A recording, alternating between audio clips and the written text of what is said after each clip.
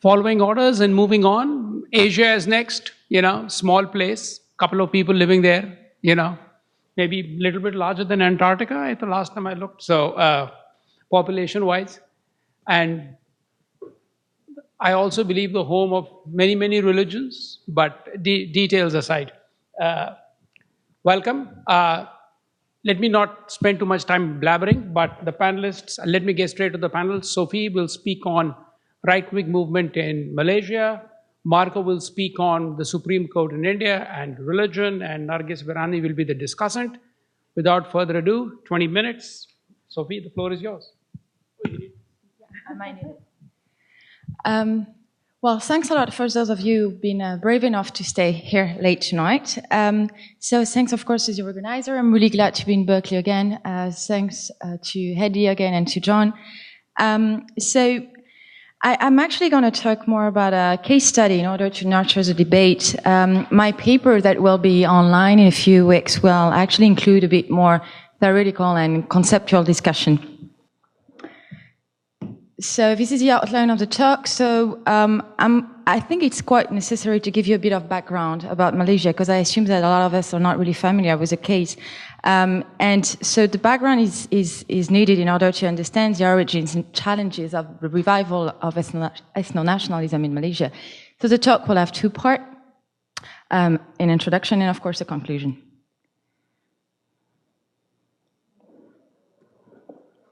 So Malaysia is historically at the crossroad of civilization. Contemporary Malaysia is a mosaic of language, culture, customs, and religion. It is often described as a multicultural and multi-religious country where communities live in peace and harmony. But the growing space occupied by religion in the public sphere and 50 years of ethnic-based politics have triggered many tensions.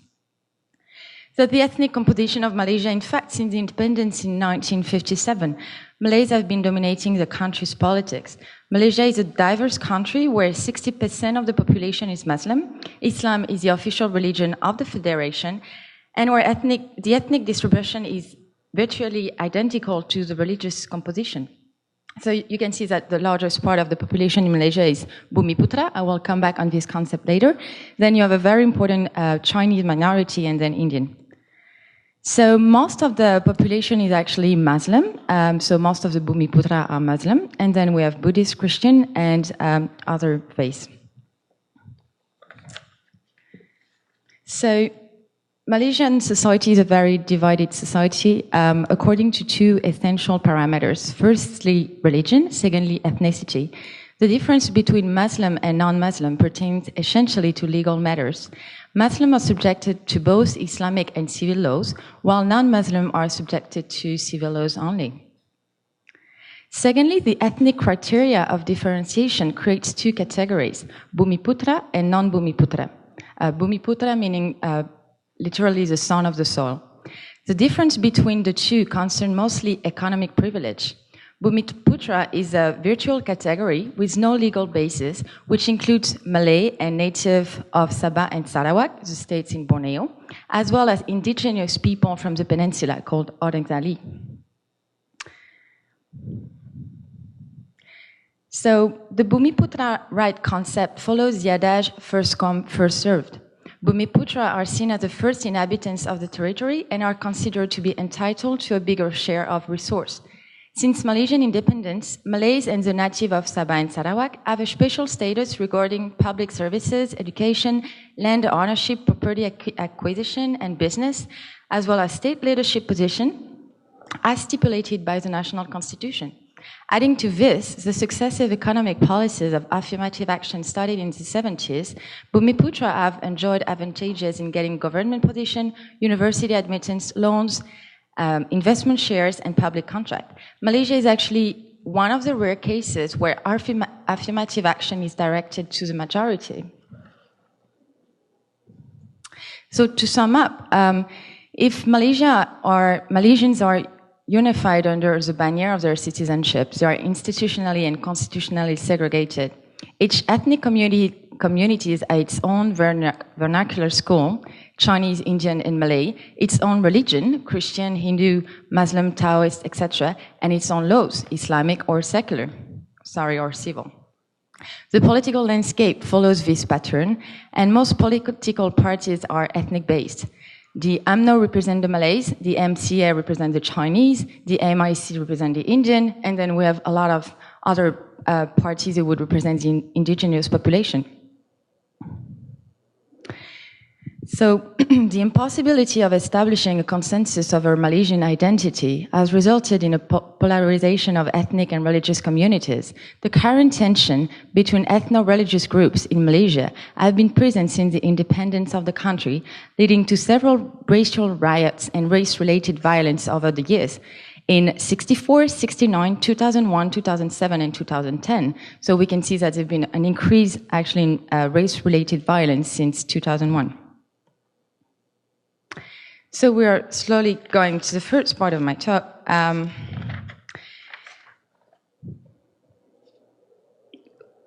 So the consensus over Malaysian identity has proven to be a hard task for the successive governments since the independence. Prime Minister Najib, Prime Minister Najib's government is today facing the same issue of national identity, which as well is intrinsically linked to religious membership. In the case of France, as we've seen earlier today, the question is wrongly phrased by the government as how to integrate Muslim. Ironically, in Malaysia, the question is reversed and read as how to integrate non-Muslim.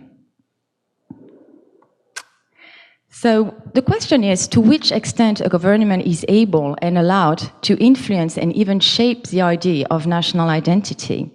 The population of the Malaysian state, as it is defined today, has been recast from its origin by migrations, trade, and the colonial power. The original people of the territory, the indigenous, are today a minority. The Malays are seen as the true people, while Indian and Chinese are still considered as immigrants and thus still referred as Indian or Chinese.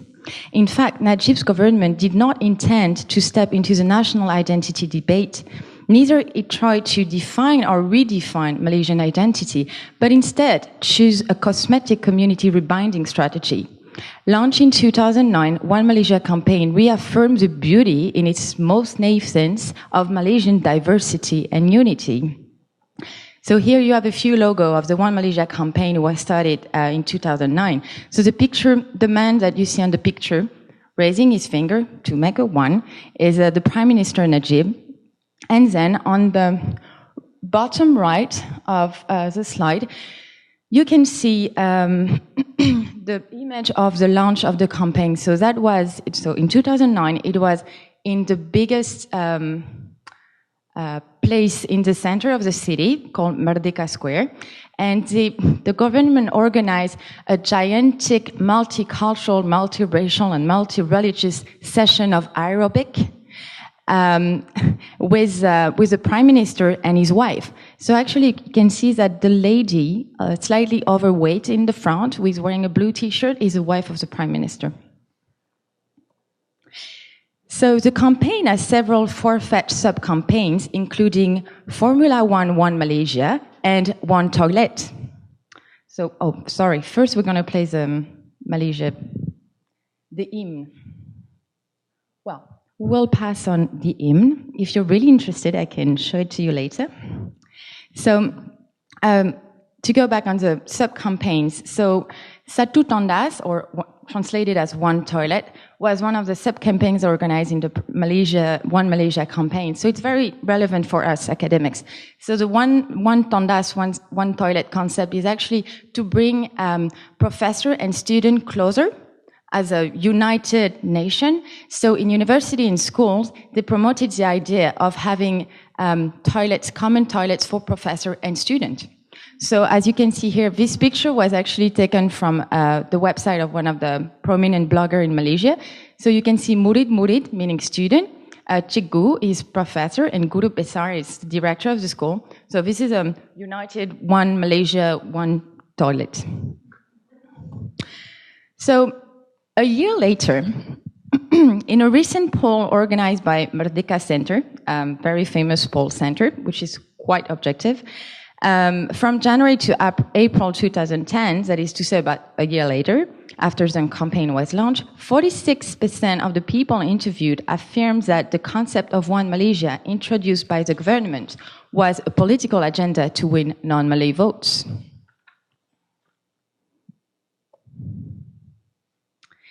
So, Ketuanan Melayu, or Malay supremacy, is the motto of ethno-nationalist organization. Ethno-nationalist groups registered as NGOs are in fact on the edge between civil society and the political scene.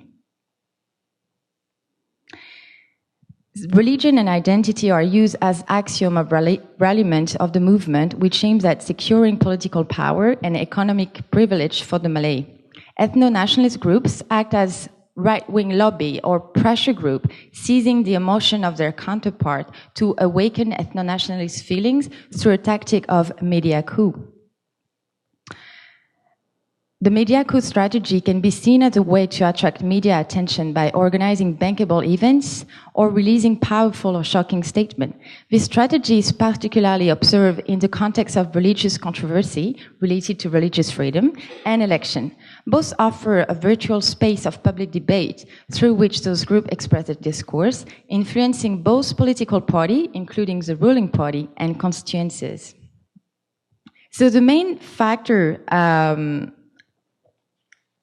leading to ethno-nationalism. So until the general election of 2008, most of the ethno-nationalist groups remained marginal or underground phenomenon. It must be understood that most of those groups are linked and share members and even leaders. The election in 2008 weakened the ruling coalition and revived the old fear of the possibility for non-Malays to take the power over Malays. Several groups came out from the blue and started to voice out their concern, often relayed by racist discourse. Nevertheless, the presence of this group on the media and political scene remained limited. Malay nationalism has been a vivid component of Malaysian politics since the pre-war period when Malayans were living under the rule of the British Empire. Nationalism was a key element in the discourse of anti-colonial movements, being Islamist reformists or secular traditionalists. Malay nationalism always been embodied by the United Malay National Organization, which is the leading party of the ruling coalition created in 1946 and still ruling the country today. Until the creation of Pribumi Perkasa Negara, or Perkasa, a Malay right interest group, UMNO, hold a monopoly in the expression of secular, as in non-Islamist, Malay nationalism. Following the result of the general election in 2008, often compared as a political tsunami in favor of the opposition, and the expression of Najib, the prime minister, to reform the policies favoring the Malay, the old fear shared by most of the Malay community to be overthrown economically and politically by the non-Malays has been crystallized in the discourse of Ibrahim Ali, the president of Perkasa, who is an elected member of the parliament.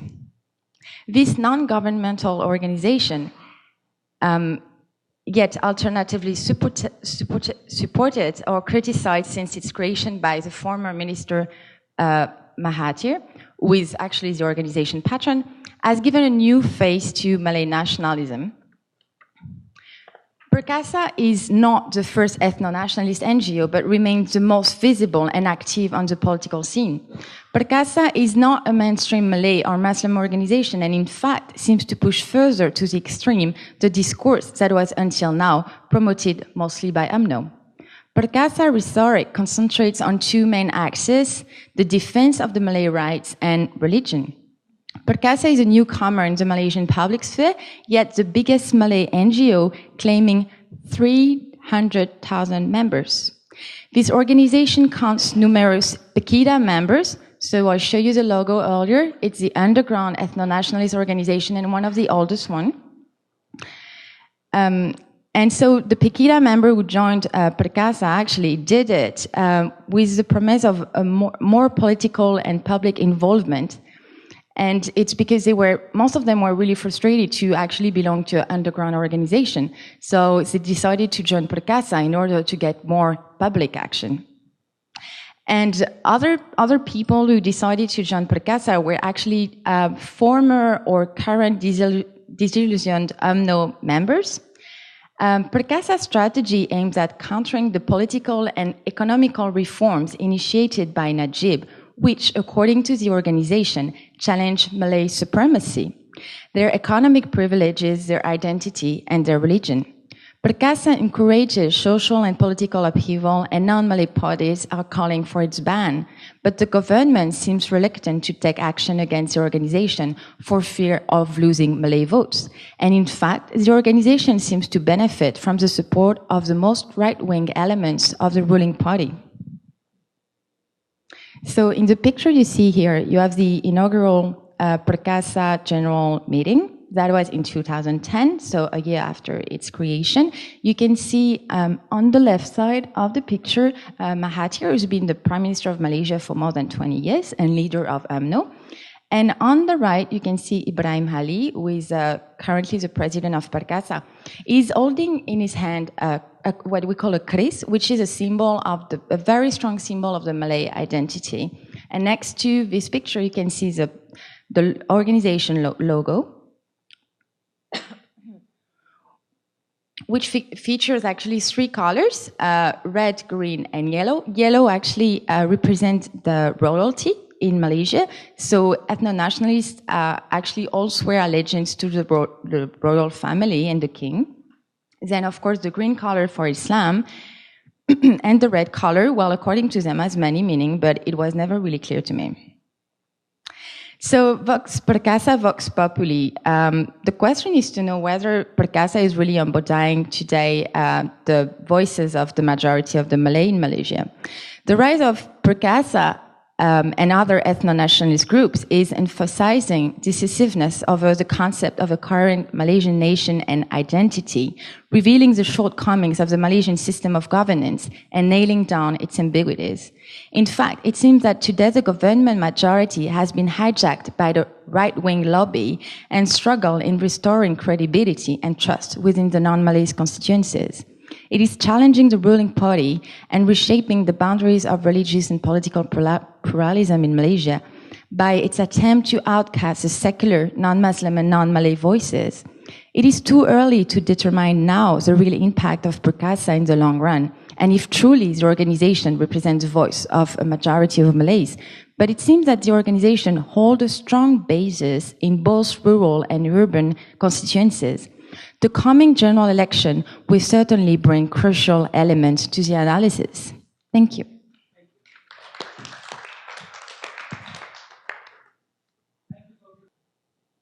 So, this paper is based on my visit to the Supreme Court of India. And of course, the theme of conversion is a huge theme. The theme of conversions in India is, again, a huge theme. So what I will offer you tonight is a very brief reflection, some thoughts, and first of all, some texts from mainly court decisions on this issue. This is the structure of my paper. I will start from the end in a way because it's the latest case judged by the Supreme Court of India last January on conversion, and then I will try to go back to the background for the case and to give you some clues about developments on the issue. And I will have a very quick part on the colonial background, very, very quick, because we don't have the time to draw on that. But anyway, it's important to, as a reminder of the whole picture. And then I will mainly focus on the post-colonial, so on independent India, and I will focus on what I see as three different phases, one in the 50s, one in the late 60s and the 70s, and the third one at the end of the 90s, and then some quick conclusions. So the case charged by the Supreme Court on January the 21st is a very well-known, worldwide famous case, which dates back to 1999, when an Australian missionary was burnt alive while sleeping in his car with his two minor children in the region of it's most well known as Orissa, but now the Indian Parliament changed the name, gave its authorization for the change of the name of the state. So now we refer to it as Odisha, rather.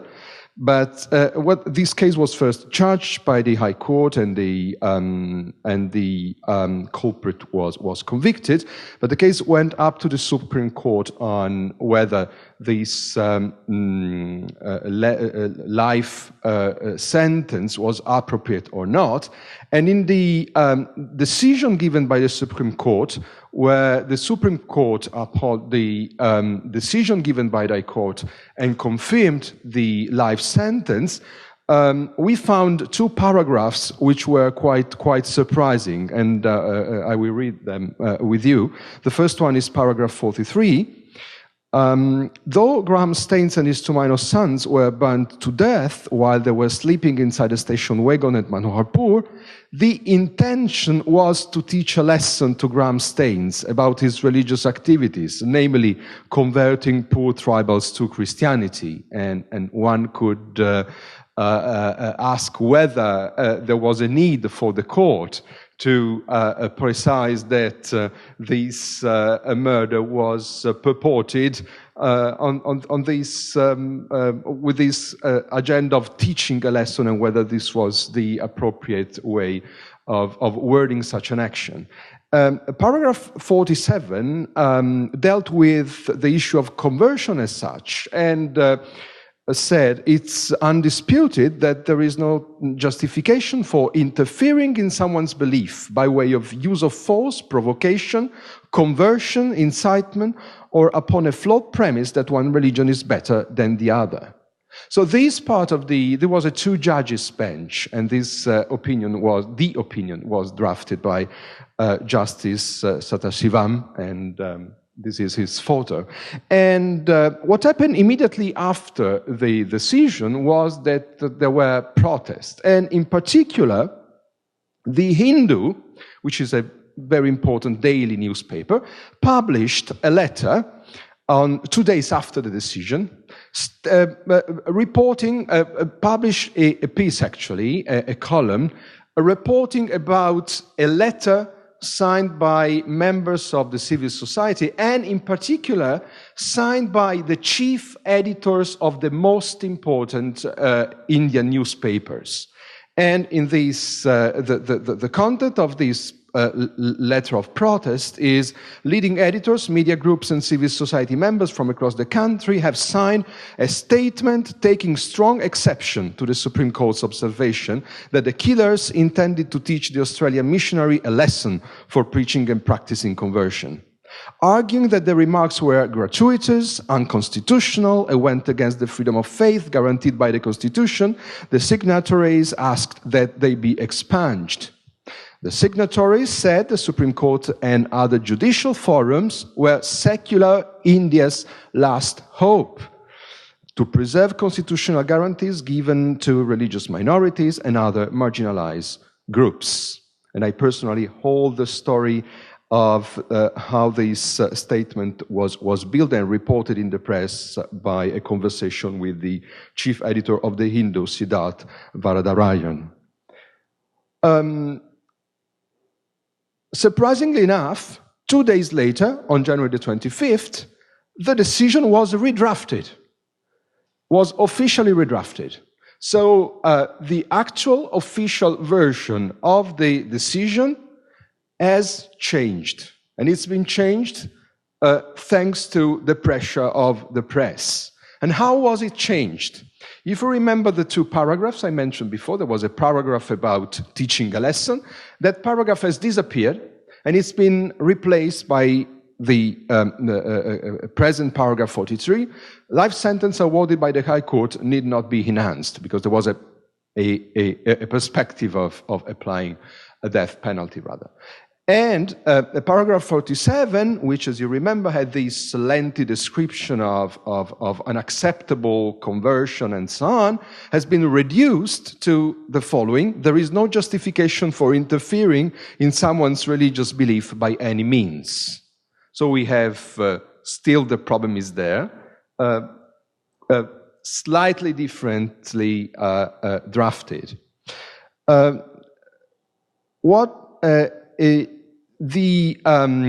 the meantime, the Hindu had rectified as well. So it's an interesting case of double rectification, because the court changed and amended the decision, but the Hindu did the same, because after the decision was redrafted, the Hindu, the newspaper, admitted that it was false that the statement of protest had been signed by the chief editor of all the Indian newspapers, or the main Indian newspapers, and it was published in the Hindu on the 26th. So this case raises a question about what I qualify as the no right to conversion doctrine, because whatever the version, whatever the drafted, more or less prudent, there is a big issue on the table, and it's how do we qualify conversion? Does conversion means forced conversion? Does conversion means an abuse in any case or not, and how? And of course, this is a huge discussion in the country, and the social and political significance is very, very evident. Now, as opposed to the social and political significance and salience of the issue, there is a legal confusion, and I will try to go back to how this legal confusion took shape. Well, of course, if we talk about conversion and crossing the boundaries with religious memberships, we can't forget about the colonial legacy, and the strategy and the pattern of dividing the country India as other colonies according to communal lines based on religious lines. So the idea of separate communities based on the religious marker, and this is a very, very famous rule of a Warren Hastings plan of 1772. In all suits regarding marriage, inheritance, and caste included, and other religious usages and institutions, the laws of the Quran with respect to Mohammedans and those of the Shastra with respect to the Hindus shall be invariably adhered to. So, starting from the colonial period, we have this idea of a recognition of separate communities with separate personal laws for matters of family law. And of course, this strongly affects the issue of conversion. Of course, after the independence, there was a debate. I have no time to deal with this, but of course, it's been an extremely interesting debate concerning both how to deal with personal laws in the Constitution, and immediately after also about how to deal with the reform of the different religious laws. Hindu laws were reformed in the 50s, and precisely in 54, we owe to the Supreme Court a very important decision where the right to propagate religious views for the edification of others, this is the text underscored in red, the right to propagate religious views for the edification of others is recognized by the Supreme Court as a substantial part of Section 25 of the Indian Constitution on religious freedom. And the court added it is immaterial also whether the propagation is made by a person in his individual capacity or on behalf of any church or institution. Now, the same year in Madhya Pradesh, a committee, the Niyogi Committee, was instituted to inquiry on abusive activities carried on by Christian missionaries with regard to conversion in the state. And this was to become a landmark text, the report which was issued by the committee in 56, a landmark document about what would have been in the future the basic criticism on conversion and the basic attack on conversion. All the arguments which we will find for the decades to follow are already in this document. So conversion is based, the picture is who induces conversions? The rich foreigner, so the missionary coming from abroad with an international agenda, not belonging to the country, bringing money to build facilities, hospitals and schools and so on, and by that means to induce both conversions and so on. Who is converted? A weak and poor tribal or a region, for those who are not familiar, let's say untouchable. How is conversion performed? By force or fraud? So the issue of conversion from this moment on is very much an issue of forced conversion. And the two terms, conversion and forced conversion, are almost synonyms. Criticism on this decision is expressed, but I will have to skip this and go straight to two very important acts of the 60s, which are acts in the states of Orissa and Madhya Pradesh, which for social reasons are states particularly exposed to the activity of Christian missionaries. Both states in 67 and 68 passed acts against forced conversion. And what's interesting is that both acts were challenged before the local high courts. And the High Court of Madhya Pradesh decided that the act was fine, that there was no contradiction with the constitutional principles and so on. But the Orissa High Court actually struck the act and declared it unconstitutional, illegitimate, because in conflict with the constitution. It's a very interesting case, judged in 72, and which is based on the evidence given by the Christian applicants. This is particularly interesting. I skip to the evidence which is given, and the evidence is built in a way as to give the idea that Christianity cannot be propagated, Christianity cannot be expressed without what the court qualifies as mild threats. And there is this very interesting passage in the decision about how an average Christian preacher acts, which is the preacher says, you non-Christians shall go to hell, or you shall not obtain salvation. And the preacher also often says, wrath of God and shall come down upon you, and so on and so on. And at the same time, in the evidence given by the Christian applicants, there is also a passage about the importance of poverty and social conditions, which is people of the depressed classes in society feel that they are hated and despised by the well-placed section of people. People of the depressed classes embrace Christianity voluntarily as an escape. So you see the entanglement of the different aspects. And on these grounds, the Orissa High Court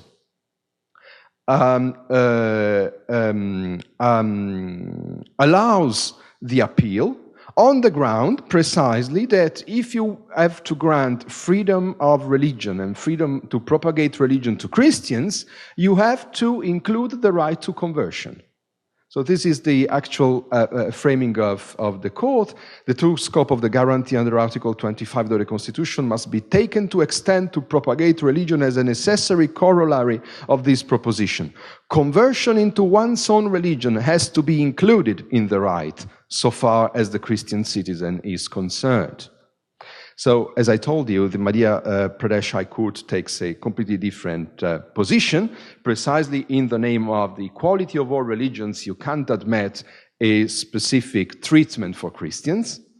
And the case goes up to the Supreme Court, which gives a momentous decision in January 77, shortly after, few months after the principle of India as a secular state had been included in the Constitution by Indira Gandhi, and we are in the emergency, in the period of the emergency rule.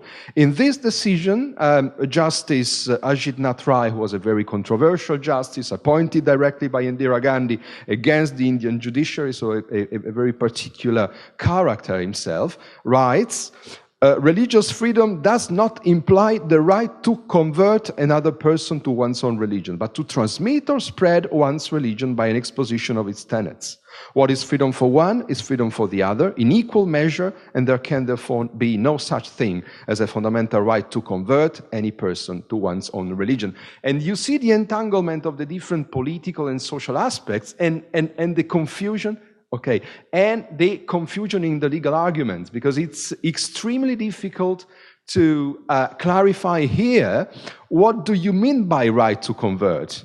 Do you mean, well, I mean, what is it? I'll be totally unable to give a definition of what a right to convert actually means here. Because of course it sounds like a sort of expectation that someone should convert because of your action, but it remains in strictly theoretical and legal terms very confused, but it's very clear in political and social terms. Third phase, the late 90s and two decision on the same case. And here we have a slightly different picture, because the case which comes to the court in the Salah Mudgal case is a case of conversion, of course, but it's indirectly a case of conversion, because the main focus is the application of personal laws and religious personal laws.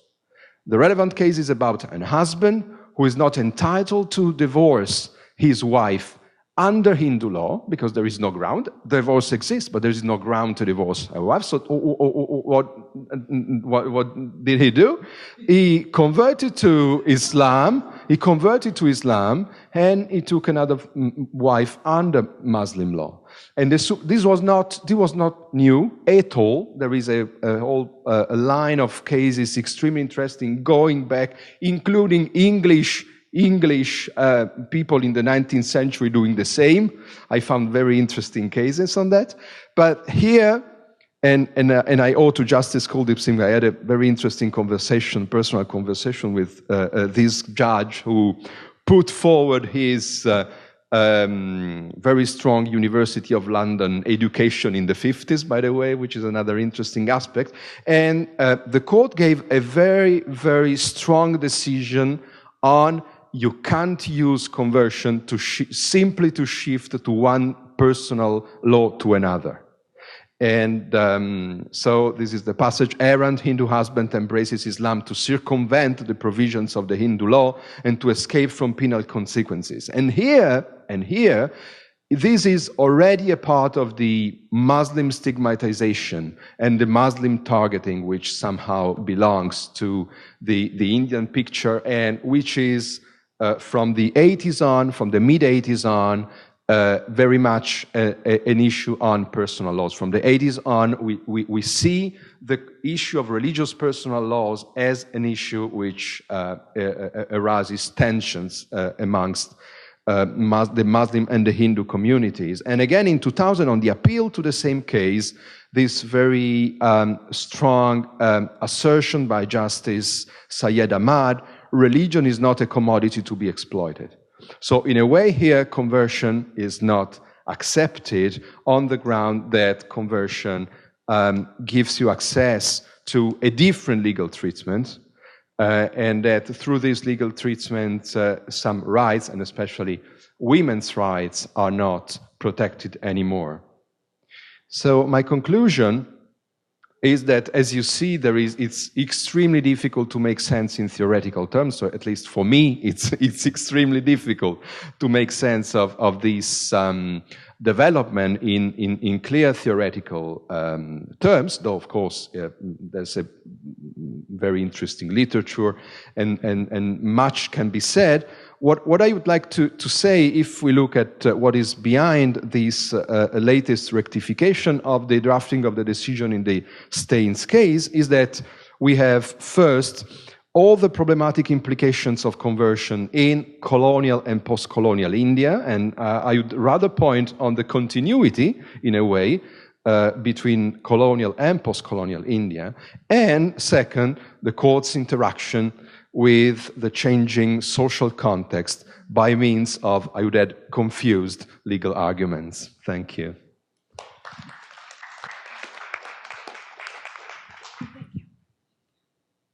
Should I go ahead? All right, thank you. Thank you for those wonderful papers, both of you. And I heard it for the first time as well. In the second case, almost not be able to see the stuff, and I realized I should have gone back to that spot. But in any case, I think that there are certain areas that I want to make some remarks in terms of comparison with Sophie's new face of ethno-nationalism. I think that Malaysia has always been a very interesting case, and in this particular case, it's important that within Asia, which is, as you mentioned, the size of Antarctica, Malaysia and India are taken again. There are many levels of comparison there in terms of multilinguality, multi-ethnicity, multi-religious groups. And again, very different situations. People always wonder, and as an Indian, I myself wonder what keeps it together. And it's still together, and it's functioning democracy, the largest in the world. But that whole question of what in Malaysia becomes the one hand, the unity has been, instituted in very many different ways. So what struck me, and perhaps you have looked at this, I have several sort of specific comments. But as I was listening to both the papers, one of the questions that came to mind, of course, was the question of if you were to look at Malaysia and the conversion issue that Marco brought up in the Indian case, where would that be in terms of these groups? Because I know that in Indonesia, and I've looked at several fatwas, there's legal opinions, where, as you know, that within Islamic law, the man is allowed to marry a woman of the people of the book particularly, and that's never been contested. But in the last 20 years, in the case of Indonesia, there are many such legal opinions that are given where there is a certain sort of circumspection and circumscribing of that law, saying the woman is the one that is responsible to bring the next generation, and therefore it is better that you not marry the person of the book, the female, unless she converts. So there's been that change or that attitude even within the legal expertise within Indonesia. So Malaysia would be an interesting case where I think we could have some conversation between the two papers in terms of conversion itself.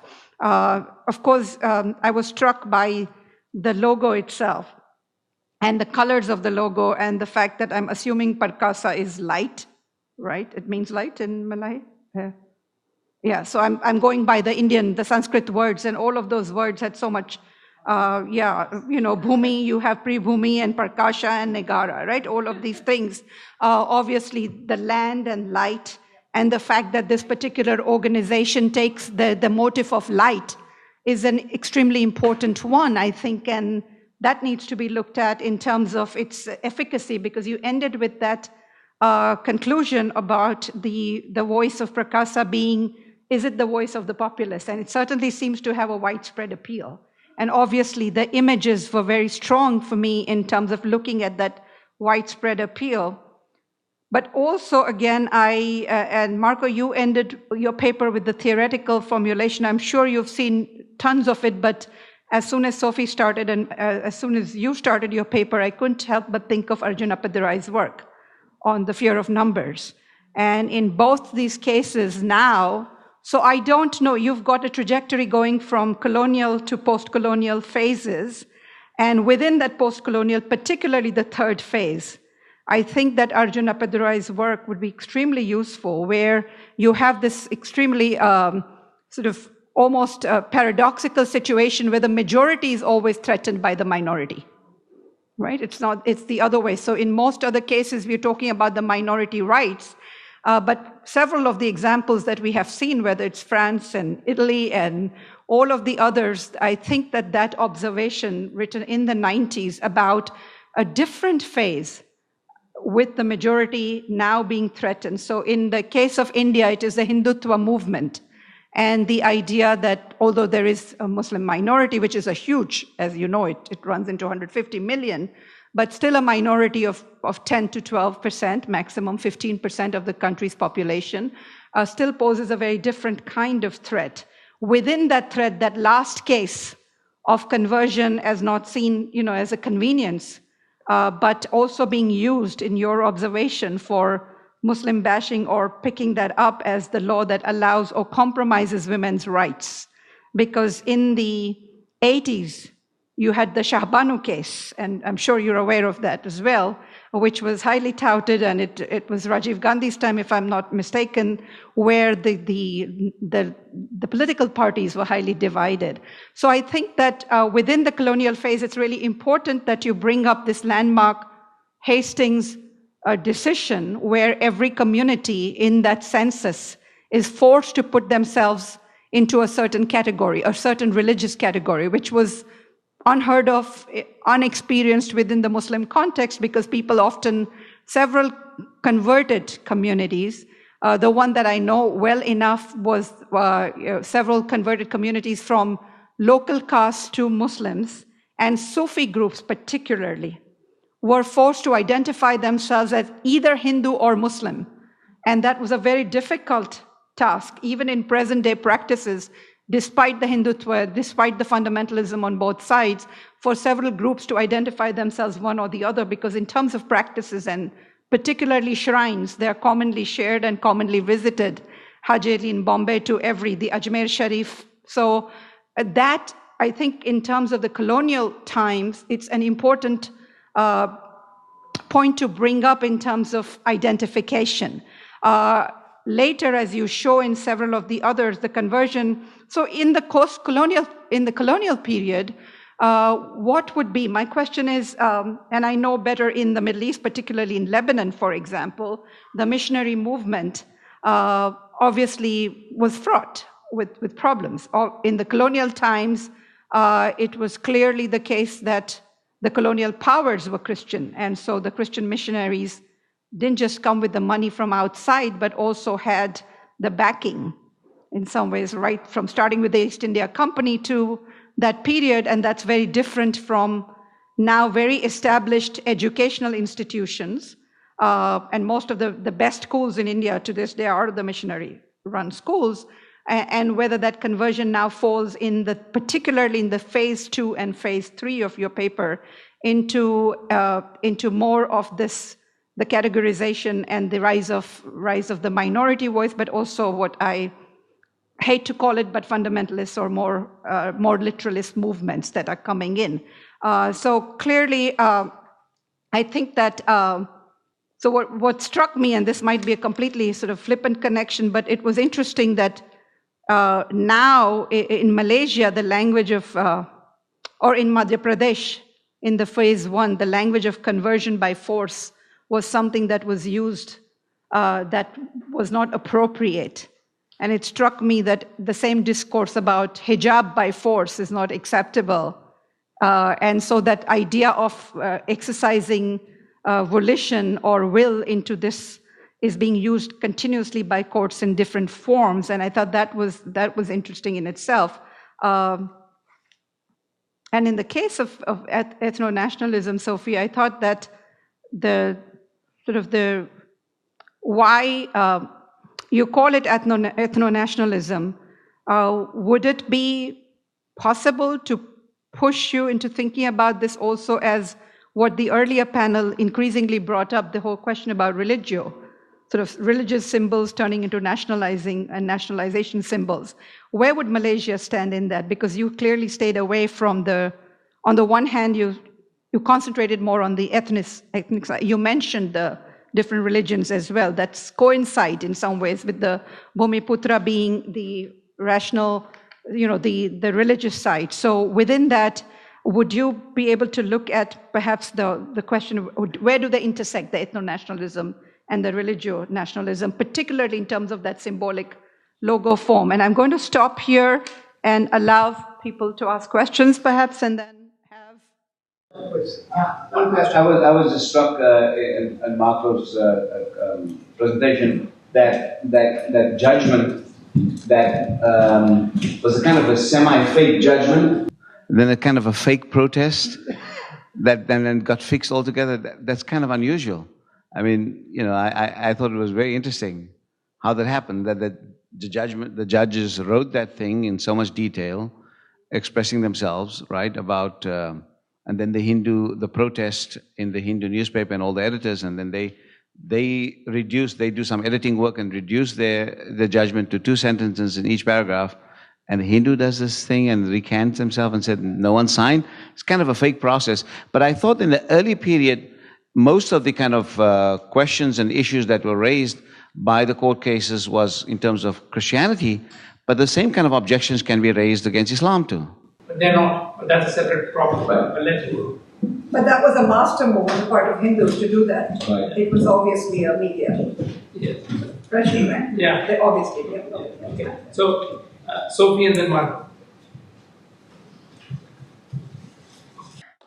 Well, thanks a lot for your comments. I'm going to try to answer shortly, and we can pursue the discussion further a bit later.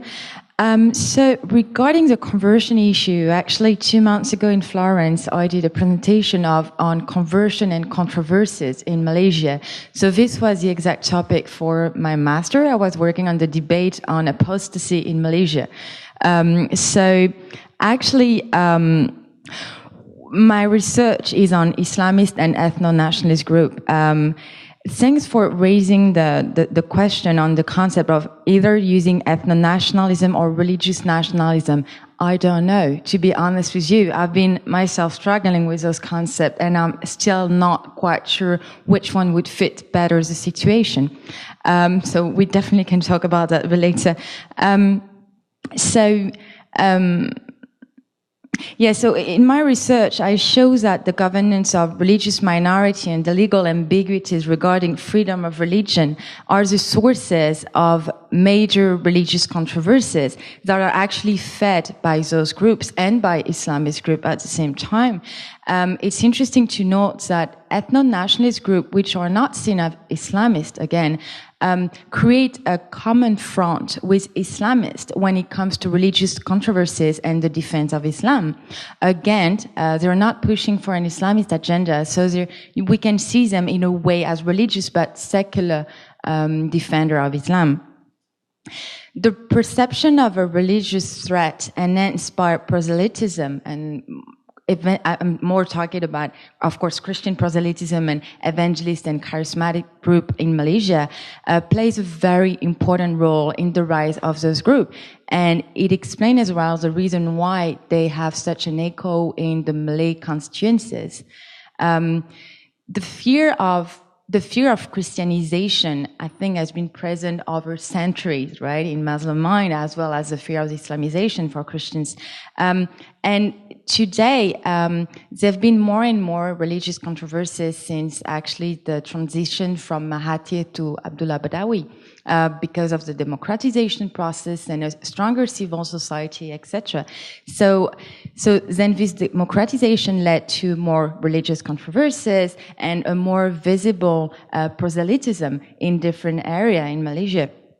And again, it helped, I think, the rise of those groups, or at least for those groups to become public and not underground anymore, as I was mentioning earlier. So to go back on the conversion issue, I've seen a lot of things in common with your paper, with the paper I presented 2 months ago, so I won't go back on that, don't worry. But just to answer a short question you asked earlier, in Malaysia, so we are, the School of Law is Shafi'i, right? But they just follow some part of it, and then they have their own interpretation of the law. A Muslim cannot marry a non-Muslim. This is not negotiable. Even if it's people of the book, that doesn't work in Malaysia. So if a Muslim wants to marry another person, which is not within the Muslim fold, then, well, this person has to convert. The cases that you mentioned about a Hindu husband converting to Islam in order to, well, get other wife or solve a heavy divorce happen very often in Malaysia as well. But this person would always be supported by religious group, being ethno-nationalist or Islamist. And the controversy will always be there. And the controversy in those cases will be raised by women's group or secular civil society group, of course not by the Islamist or ethno-nationalist groups. And then, of course, they will offer the support to the person in the trial. Then to go back on the fear of numbers, you were asking if we are today in a different phase, if now the majority feels threatened by the minority. For the case of Malaysia, the idea of the threat has been there since the early colonial time. This is actually the reason why Singapore was expelled of the Federation of Malaya, just because, the Malays were really afraid of being outnumbered by the Chinese, were mostly based in Singapore, and then Singapore was expelled, and I guess happy to be expelled, from the Federation.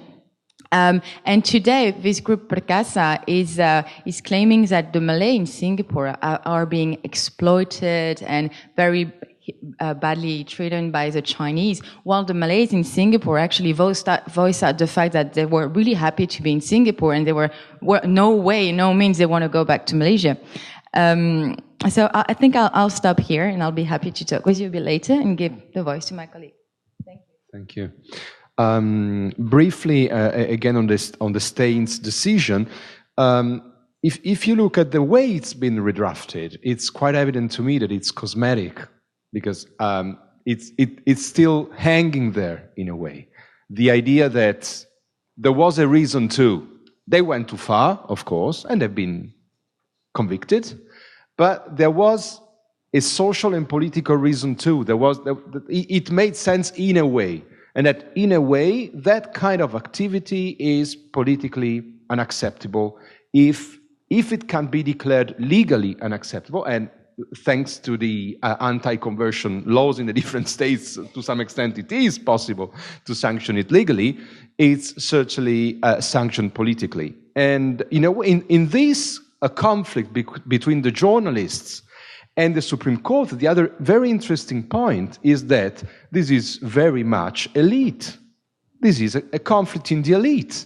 I mean, it's extremely difficult to know what the millions of citizens, of Indian citizens, stand for, and so on and so on. It's so complex. It's so huge and so on. Second, a part of this complexity, if you take Christianity and the activity of missionaries and so on, what strikes me is the difference, which is increasingly evident between the perception of how sort of native Christianity, or a long resident Christianity, which is widely accepted and so on, and new aggressive Christian movements, evangelicals, for instance. In many conversations, in many interviews I had, I really noticed that people were very angry against the newcomers, because of their methods, because of the fact that they were not familiar at all with Indian culture and so on and so on. So there's a huge difference which is made in that regard. And last answer. There is this point with the colonial legacy. This distinction in communities and personal laws also entails the principle of non-interference. So once you have a community and the community's got its own personal law applied to family matters, you're not supposed to alter it. You're not supposed to step in and change it. And this is the constant problem. And this has been the main problem in two different phases. First, the 50s and Nehru, what they did actually was interfering. And it was interfering on a modernist, reformist agenda. For instance, I give you an example, introduction of divorce in Hindu law. And with a amazing idea of, just before the first Hindu Code Bill is passed in 54, Nehru gives a speech and he says, Hindu law has never been rigid. This is what is great about Hindu law. Hindu law has never been rigid. The British, this is the underlying assumption, the British tried to make it rigid, but we have to take it as a living and so on and so on. So that's why we have to change it and modernize it. But it did it through the parliament, through an Hindu code bill. So it's been immediately at the time accused by the Hindu fundamentalists of making himself rigid what it was not at the beginning. And with the Shabano and the 80s, it was the opposite picture. You had a decision by the Supreme Court pushing towards a more a friendly interpretation of Muslim law on maintenance rights of women, and there was a massive protest of some sectors of the Muslim opinion. Other sectors wanted the government to stand with the Supreme Court for the sake of a more modern Muslim law, and in the same very week, you had Rajiv Gandhi opening the locks in Ayodhya and starting the big issue. So a very conservative Hindu nationalist stand in Ayodhya, and compensating it by standing with more conservative Muslims on the other side, and that's the women divorce bill. I've been asked to end this, so I just have one thing to say. As the chair, I reserve that right. I'm reading this book, and in the 19th century, a book was published in England called How to Be an Indian Guru. It was a guide for Christian missionaries traveling to India. So, with that, I end the conversation. So all of you, if you want to become Indian gurus, I have the book for you.